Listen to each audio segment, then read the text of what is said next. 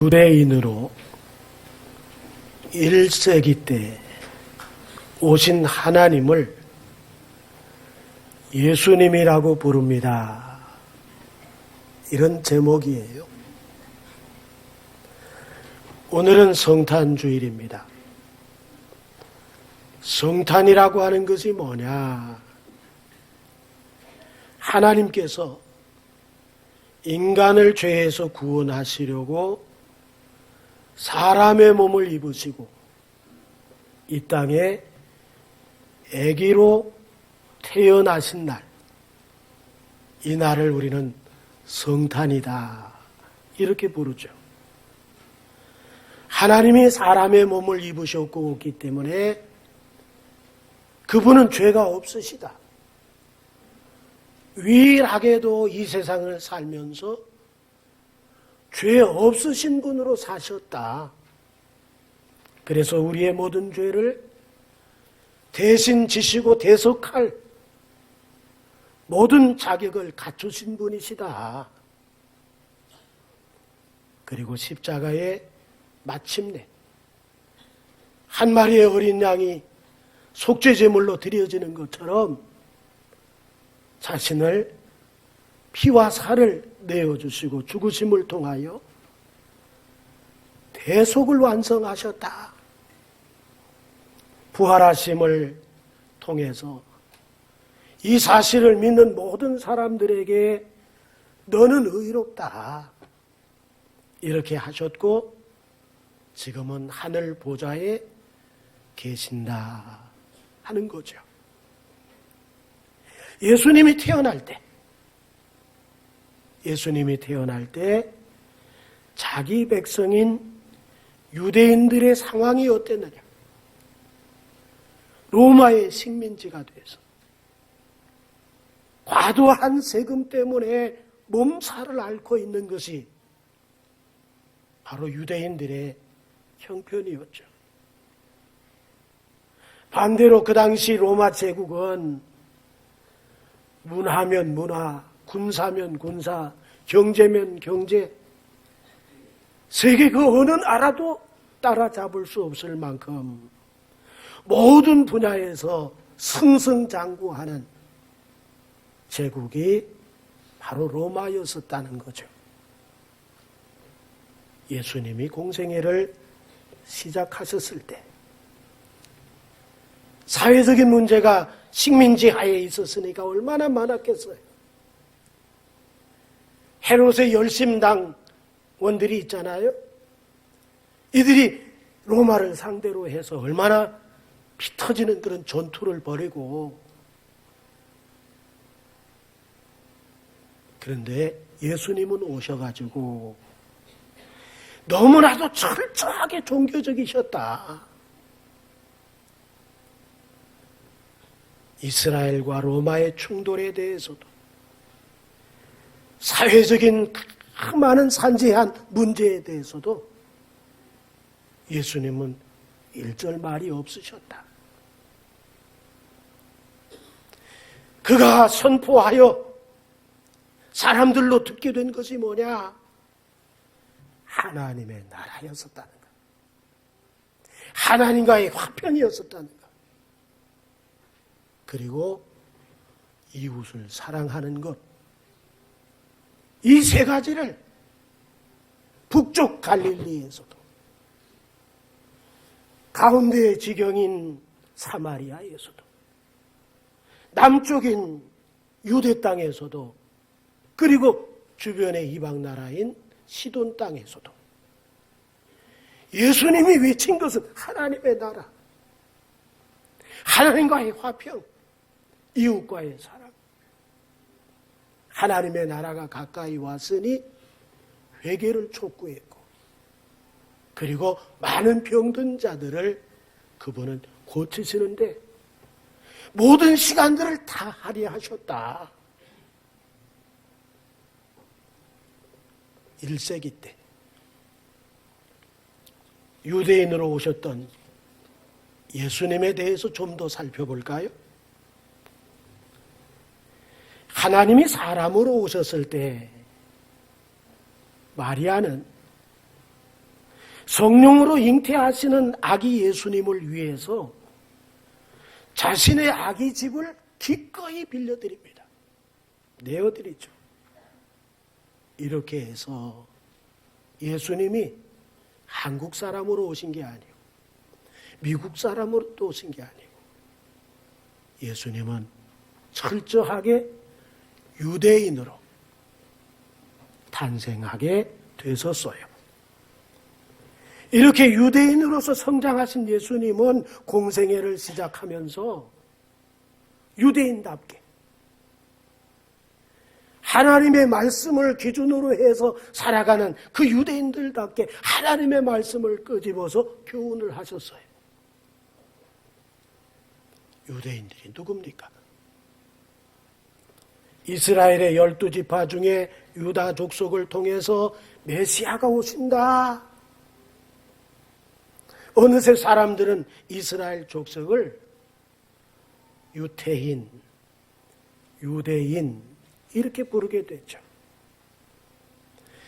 그러니까 유대인들이 누구냐 하면 하나님이 세상을 사랑하셔서 구원하시려고 하는 계획을 이루시기 위해서 선택한 백성이다. 하나님의 구원 계획을 위해서 도구로 사용한 백성이 유대인이다. 그렇기 때문에 유대인은 너무나도 귀중한 민족이죠. 이 이스라엘을 로마가 군대의 힘으로 완전히 장악을 했어요. 유대인들의 히브리 문화는 로마의 헬라 문화에 자꾸만 희석되기를 시작했어요. 상황이 좋지 않아요. 얼마 있지 않으면 그렇게 저들이 자랑하는 예루살렘 성전이 다 무너져가지고 돌 위에 돌 하나가 얹어져 있지 못하게끔 완전 무너지고 폐허가 된다. 이것이 예견된 일이에요. 예수님이 오셨지만 얼마 있지 않으면 그런 일들이 벌어질 거예요. 성전이 없는데 어디서 희생제사를 드릴까요? 어디서 양을 잡고 어디서 비둘기를 잡고 어디서 소를 잡고 어디서 희생제사를 드릴까요? 이젠 그야말로 희생제사의 그 명맥마저도 끊어져 버릴 그런 위기에 예수님이 유대인으로 마리아의 몸을 빌려서 이 세상에 오셨어요. 유대인들은 이제 얼마 있지 않으면 나라를 잃어버리고 다 사방으로 흩어져 버릴 거예요. 이 흩어지기 전, 예루살렘 성이 무너지기 전 70년 전에 예수님은 유대인으로 마리아의 몸을 빌려서 이 세상에 탄생이 되신 겁니다. 참 놀라운 것은 뭐냐? 그렇다면 이제 흩어지고 망해져 버릴 그런 민족이고 더 이상 성전은 지구상에 존재하지 못하고 희생제사는 끊어져 버리고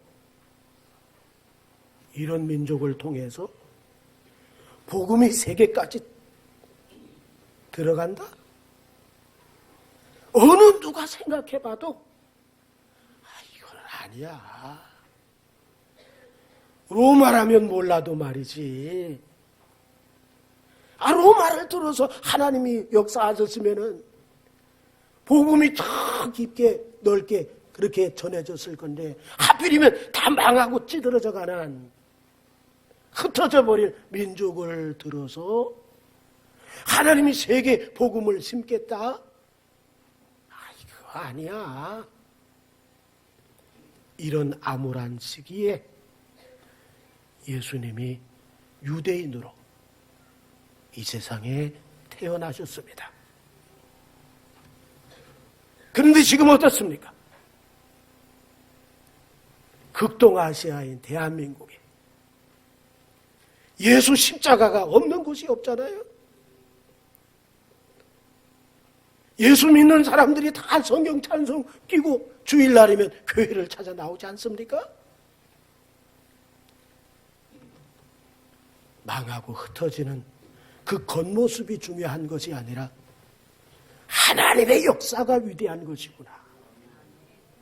사람이 위대하고 사람이 크고 사람이 어떤 것을 가지고 있을 때 뭐가 이루어지는 것이 아니라 사람은 아무렇지 못하더라도 하나님이 하시면 되는구나.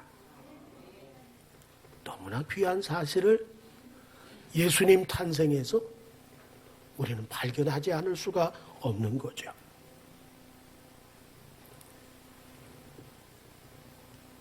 또 하나 보면은 처녀가 아들을 낳아. 이거 있을 수 있습니까? 처녀가. 여기 처녀 좀 손 좀 들어보세요.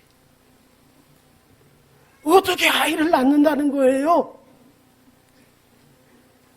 이렇게 되지 않고서야 어떻게 그런 말이 성립이 됩니까? 구약 성경의 예언이 뭐예요? 이사야 7장 14절에서 말하죠. 그러므로 주께서 친히 징조를 너희에게 주실 것이라. 보라, 처녀가 잉태하여 아들을 낳을 것이요 그 이름을 임마누엘이라 하리라. 이거 가능한 일입니까? 인간적으로는 도무지 가능치 않은 그런 말씀이 성경 속에 기록이 되어져 있는 거예요. 그런데 어떻게 하셨나요? 마태복음 1장 18절에 어떻게 하셨는지를 얘기하죠. 처녀가 어떻게 잉태할 수 있었는가?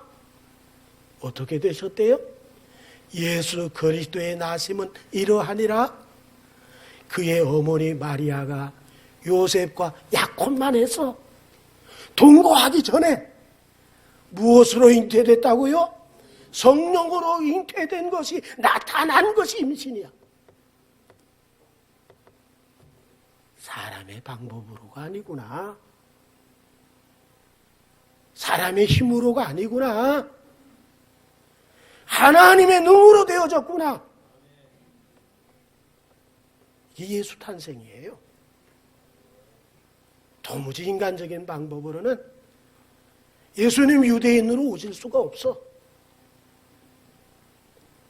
유대인으로 오실 수 있는 예수님은 성령으로 여인의 자궁을 빌려서 이 세상에 나오시게 됐다. 정혼한 요셉이 이 구약 성경 이거 모를까요? 유대인이 이 구절을 모를까요? 성경을 아예 그냥 암송하다시피 하는 사람들이 유대인들이잖아요. 그들이 이건 모를까요? 알 건데도 불구하고 현실에 닥쳐서 성령으로 잉태되어져 있는 마리아의 임신을 보고 이거 부정한 짓을 했구나. 나도 모질지 못하니까 그래서 나만 눈 감으면 되지 뭐. 가만히 끊고자 했다는 거예요. 야, 유대인인데도 이걸 못 받아들이잖아요. 예? 성령으로 잉태되는 것 이건 못 받아들이잖아요 지금. 그러니까 하나님이 나서죠. 하나님이 어떻게 나서셨습니까? 마태복음 1장 20절에 나오네요. 자, 요셉이 고민하고 있어요. 이 일을 생각할 때 그러다 잠이 들었나 봐요. 주의 사자가 현몽하여 이르되 다윗의 자손 요셉아 네 아내 마리아 데려오기를 무서워하지 마. 그에게 잉태된 자는 성령으로 된 것이야. 하나님이 안 나서면 안 되네요. 사람만 가지고는 안 되네요. 하나님이 함께 하셔야 되네요. 우리의 삶에도 그렇죠. 우리 자신의 힘 가지고는 안 돼. 하나님이 개입해 주실 때, 하나님이 주관하실 때, 하나님이 앞서갔을 때 역사가 일어나는 줄 믿습니다. 1장 21절에는 뭐라고 하죠? 계속해서 주의 사자가 뭐래요? 아들을 낳으리니 이름을 예수라 하라. 이는 그가 자기 백성을 그들의 죄에서 구원할 자이심이라 하니라. 뭡니까? 마리아의 임신은 성령의 잉태로 가능하다.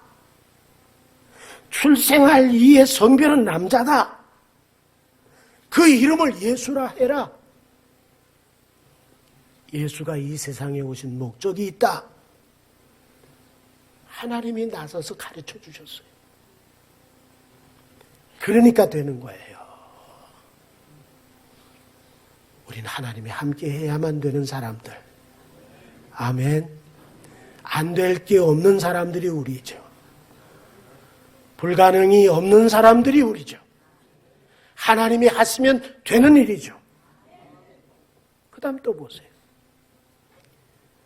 구약 성경은 예수님이 베들레헴에 탄생이래요. 그런데 지금 임신한 마리아가 살고 있는 데는 갈릴리 나사렛이에요. 이스라엘의 지도를 보면은 맨 위에가 갈릴리 바다가 있어, 북쪽에. 가운데가 사마리아가 있어요. 여기를 내려오면 유대 땅, 예루살렘이 있고 예루살렘 밑에 베들레헴이 있어요. 그럼 맨 꼭대기 저 북쪽에 우리가 파주, 그러면 베들레헴은 저 부산, 이렇게 생각하면 되겠네요.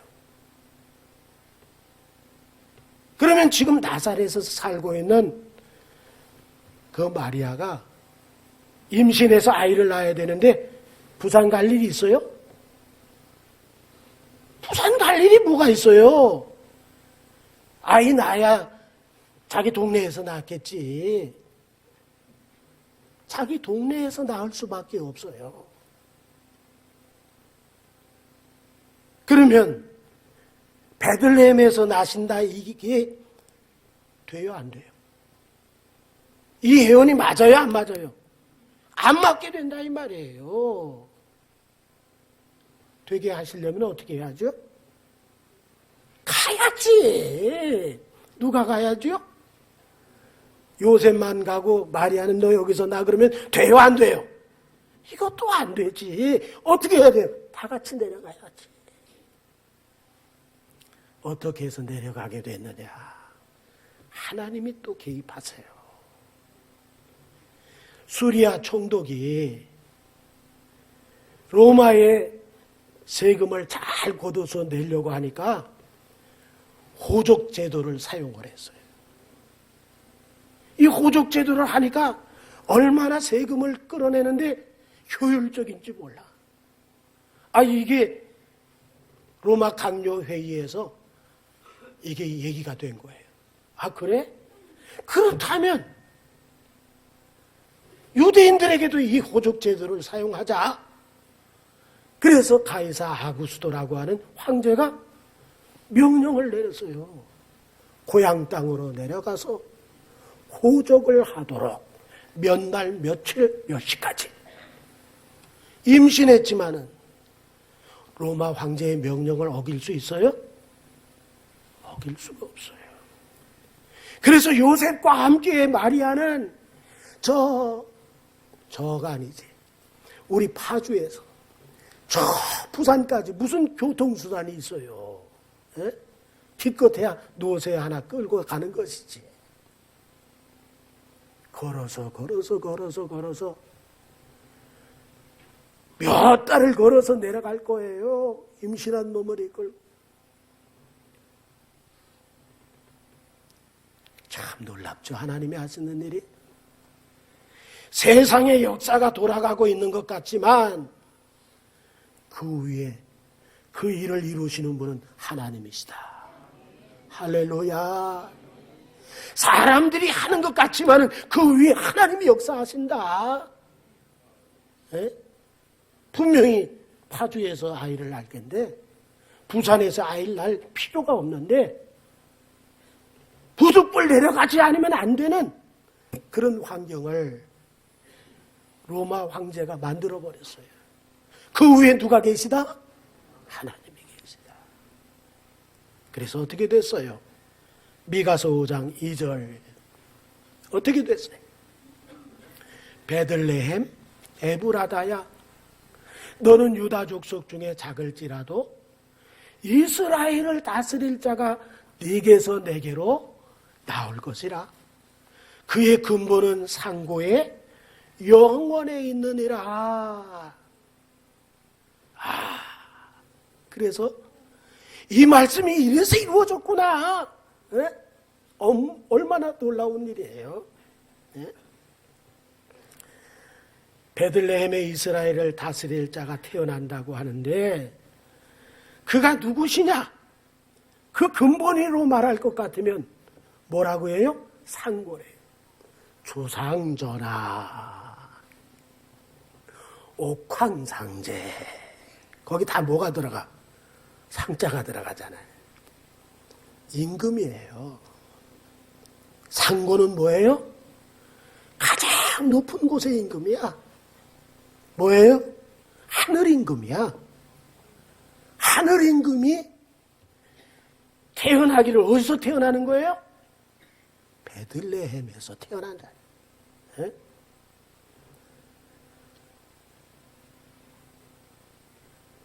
이 세상에서 오시기를 베들레헴에서 태어나시는 그 상고이신 그분이 또 무엇이라고요? 영원한 존재다. 영원임을 얘기하고 있잖아요. 그래서 태어나신 분이 누구예요? 하나님이신 예수 그리스도이십니다. 예? 정말 사람으로만 있다면은 이런 일들이 안 이루어질 거예요. 우리 하나님의 말씀을 가지고 살아가는 사람들에게는 누가 있는 거예요? 하나님이 계신 거예요. 아멘. 하나님의 역사가 일어나요. 하나님이 되게 하세요. 사람으로는 안 돼요. 거기까지야. 그런데 거기까지를 뛰어넘게 하시는 분이 우리 하나님이세요. 이번에는요, 베들레헴에서 나신 예수님이 30이 되셨어요. 공생애를 시작하고 3년이 흘렀어요. 이제 공생애를 마치면서 어디로 들어가야 돼요? 유대인의 왕의 자격으로 예루살렘을 향해서 들어가야 돼요. 들어가야 되는데 뭐 타고 들어가셨대요? 나귀 새끼를 타고 들어가셨대요. 예? 그게 나와요, 안 나와요? 스가랴 9장 9절에 시온에 따라 크게 기뻐할지어다, 예루살렘에 따라 즐거이 부를지어다, 보라 내 왕이 내게 임하시나니. 그러면서 뭐라고 해요? 에? 그는 공의로우시며 구원을 베푸시며 겸손하여서 나귀를 타시나니 나귀의 작은 것 곧 나귀 새끼니라. 예수님이 지금 예루살렘 성 안으로 뭐 타고 들어가요? 나귀. 그걸 그렇게 타고 들어간다는 게 스가랴 9장 9절에 예언이 되어 있지만, 스가랴 9장 9절에 내가 읽어보니까 거기 나귀 타고 들어간다 그랬네? 그럼 이번에 나귀 새끼를 좀 준비를 해야지. 그래서 나귀 새끼 타고서 임의적으로 들어갈 수 있잖아요. 그잖아요? 그런데 그 다음이 그것이 정말로 어떤 임의적으로 한 것이 아니라 말씀의 예언의 성취임을 이야기하는 것이 뭐냐 하면 예수님이 십자가에서 대속의 역사를 다 이루시고 죽으셨을 때 아리마대 요셉이라는 사람이 자기 무덤을, 자기가 들어갈 무덤을 샀어. 깨끗한 무덤이야. 그 무덤을 누구에게 제공하죠? 이거 자기 마음대로 할 수 있어요? 예수님 마음대로? 예수님은 이미 돌아가셔서. 근데 부자의 묘실에 함께 있을 것이라는 예언이 있거든. 그 의무적으로 할 수 있어요? 없어요. 자, 보세요. 이사야 53장 9절.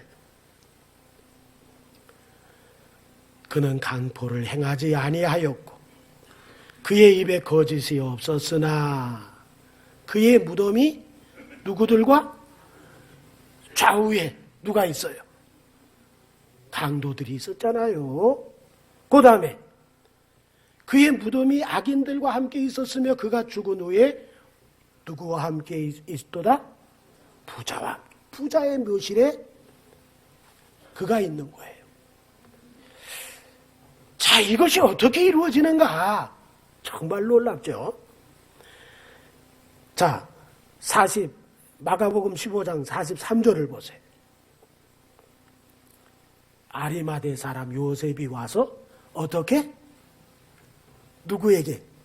빌라도 총독에게 당돌하게 들어가서 예수의 시체를 나한테 달라 하니 이 사람은 존경받는 공회원이요 하나님의 나라를 기다리는 신앙인이야. 그 다음에 15장 43절에 46절에 뭐라고 했어요? 요셉이 세마포를 사서 예수를 내려다가 그곳으로 싸서 바위 속에 판 무덤에 넣어두고 돌을 굴려 무덤 문에 놓았다. 무덤 문을 닫아버렸어. 전자는 나귀 새끼를 타고 들어가는 것은 임의로 할 수 있으나 죽어서 부자 묘실에 들어가는 건 임의로 할 수 없는데 죽어서 부자 묘실에 들어갈 수 있었던 것이 예언의 성취라면 나귀 새끼를 타고서 예루살렘 성 안으로 들어간 것 역시 임의로 하신 것이 아니라 말씀의 성취인 것을 믿으시기 바랍니다. 그렇습니다. 여기서 무엇을 깨닫습니까? 예수님의 탄생부터 십자가에서 죽고 부자의 묘실에 장사 지내진 하나하나가 말씀이 성취된 일이다. 야, 참 놀랍구나. 이거보다도 더 놀라운 것이 뭡니까? 하나님이 하찮게 여기는 자기 백성을 들어서 그 작은 나라, 우리나라의 강원도 땅밖에 안 되는 그 작은 나라를 들어서 온 세상의 영혼을 살리려 하셨다. 이게 놀라운 거예요. 말씀의 성취는 말할 것도 없이 놀랍지만 더 놀라운 것은 뭐냐면 작은 것을 들어서 온 세계를 변화시켰다. 이게 놀라운 거예요. 우리는 작고 보잘것 없지만 하나님이 쓰시면, 하나님이 사용하시면, 하나님이 지팡이로 잡고 계시면, 하나님이 역사하시면 참으로 놀라운 일을 우리가 감당할 수 있음을 믿으시면 아멘 합시다. 할렐루야. 정말 놀라운 것이 뭐냐? 이 작은 민족, 이 민족의 역사가 뭐 단순간에 시작된 게 아니야. 하나님께서 아브라함을 찾아오셨잖아요. 그때서부터 이스라엘은 시작돼. 믿음으로 받았어요. 그 아들 이삭도 믿음으로 살아요. 그 아들 야곱이 12명을 낳아요. 12지파가 돼요. 그래서 이스라엘이라고 하는 유대 민족이 형성이 돼요. 수천 년이 흘러나오면서 그 민족 가운데에 유대인으로 예수 그리스도가 나셨다. 예? 그 탄생하신 것을 오늘 말씀을 통해서 소개하는 거예요. 뭐예요? 이렇게 시대적인 변천을 통해서 오래도록 세월이 흘렀지만 참 별난 일들이 많았지만은 그 민족을 통해서 세계민을 복음화하는데 축복의 통로로 세우셨다. 사용하셨다. 이것이야말로 얼마나 놀라운 일인가. 애원의 성취는 말할 것도 없지만은 그보다 더 놀라운 것은 바로 수천 년 동안 이어져 나온 그 작은 민족의 역사를 통해서 하나님께서는 온 세계를 구원할 구세주를 거기서 나오게 하셨다. 그동안 얼마나 많은 제국들이 왔다가 사라지면서 오늘에 이르렀잖아요. 이 역사들이 왜 있습니까? 사실은 뭘 드러내기 위해서 자기 민족이지만은 그 속에서 유대인 하나를 하나님의 사람으로 유대인으로 오셔가지고 거기서 구속의 역사를 완성하시고 이것이 세계에 퍼지도록 하나님의 구원 계획이 성취되는 이 역사를 바로 이스라엘 민족에게서 보는 거잖아요. 예? 이 세상에 유대인으로 오신 예수님을 통해서 우리가 얻은 게 뭐예요? 야, 예언의 성취는 정말 놀랍다. 어떻게 하나님께서 그렇게 하실 수 있지? 놀라운 거, 이건 아무것도 아니에요. 수많은 영혼에게 유대인으로 오신 예수 그리스도를 통해서 믿는 자마다 생명이 이르게 하신 겁니다. 우리도 생명 있잖아요. 우리 모두에게 생명이 있잖아요. 이 예수 생명은 무슨 생명이에요? 죽어도 사는 생명이야. 영원한 생명이야. 이 생명을 바로 주셨다는 거예요. 예수 그리스도를 통해서, 유대인으로 오신 그 예수를 통해서 강을 건너고 들을 건너고 산을 넘고 국가 간 경계를 뛰어넘어서 온 백성에게 이제는 땅끝까지 전하지 못한 복음이 없을 정도로 복음이 다 들어가서 받아들이는 자마다 생명이 들어가는 이 놀라운 위대한 역사들. 나만 그런가? 왜 이렇게 조용하나? 얼마나 놀라워요. 예수 생명이 내게 있다는 거. 우리는 예전에 죽었었잖아. 하나님에 대해서 반응했습니까? 죽었는데 어떻게 반응을 해? 영이 죽어가지고 하나님에 대해서 영 아니올시다야. 모른다. 내 주먹을 믿어라. 우리가 이렇게 외치던 사람인데 예수 생명이 들어오고 나서 하나님에 대해서 반응하잖아요. 예? 교회 나오지 않고 못 배기잖아요. 주의를 지키고 싶어 안달이 나잖아요. 하나님 앞에 살려고 힘을 쓰잖아요. 예수 생명이 들어가 있기 때문에. 예수 생명이 유대인으로 오신 예수 그리스도를 통해서 전 세계에 퍼졌다. 이건 성경의 예언의 성취보다도 더 놀라운 거야. 또 하나는 뭐냐 하면 예수 그리스도가 빛이잖아요. 하나님이 빛이시고요. 하나님이 세상에 사람으로 오셨을 때 그분은 빛이어요. 그 빛은 어둠을 비췄어요. 그런데 자기 땅, 자기 민족에게 비쳤다고 얘기를 하죠. 그것이 어디 나옵니까? 요한복음 1장 9절로 11절에 나오네요. 참빛, 그 세상에 와서 각 사람에게 비추는 빛이 있었나니 그가 세상에 계셨으며 세상은 그로 말미암아 지은 바 되었으되 세상이 그를 알지 못하였고 자기 땅에 오매 자기 백성이 영접하지 아니했다. 그럼에도 불구하고 예수 믿는 사람들이 세계 속에 빛을 받게 돼서 빛의 사람들이 돼서 천국을 보고 하나님을 보고 어둠 속에서 주를 바라보는 사람들이 되어진 것을 믿으시기 바랍니다. 우리는 태산을 넘어 어디로 갑니까? 빛 가운데로 걸어가는 사람들. 캄캄한 밤에 다닐지라도 우리는 어디로 가는 사람들입니까? 빛 가운데로 가는 사람들. 예수의 빛 따라가다 보면 우리는 어느새 천국에 들어가게 되는 줄 믿으실 때 아멘 하십시다. 할렐루야. 우리가 빛이 되었고 우리가 생명이 되었다고 하는 게 성경의 성취보다 또 얼마나 더 놀라운 일이냐. 나만 그랬다면 덜 놀라울 건데 이렇게 다 많으시네. 에? 이렇게만 많으시나? 더 큰 교회는 더 많으시고 온 교회 온 나라의 성도들이 또 얼마나 많아. 세계 속에 얼마나 많아.